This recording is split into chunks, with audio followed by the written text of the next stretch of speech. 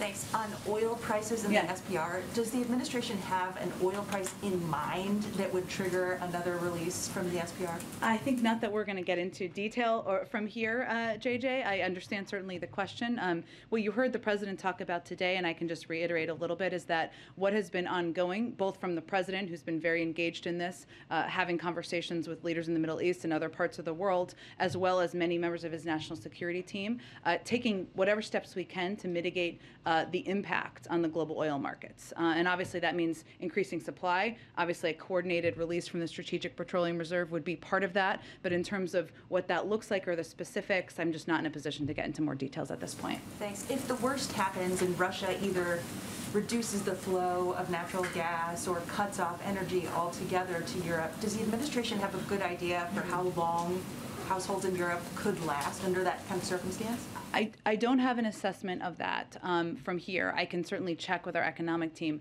One thing I will say that one of the steps we've been taking, obviously natural gas shortages and supply is an enormous regional issue, one that would hugely impact Europe more than here, of course.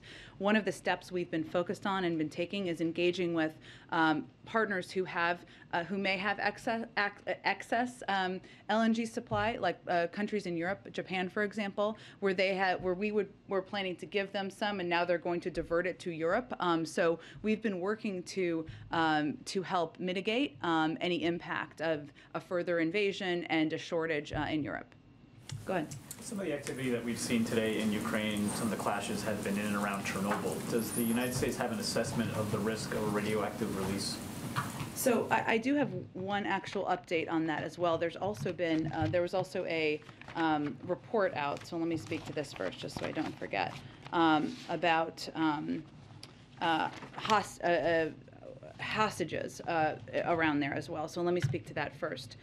We are outraged by credible reports that Russian soldiers are currently holding the staff of the Chernobyl facilities hostage. This unlawful and dangerous hostage-taking, which could upend the routine civil service efforts required to maintain and protect the nuclear waste facilities, is obviously incredibly alarming and greatly concerning. We condemn it and we request their release. In terms of a further assessment, I don't have anything more on that from here.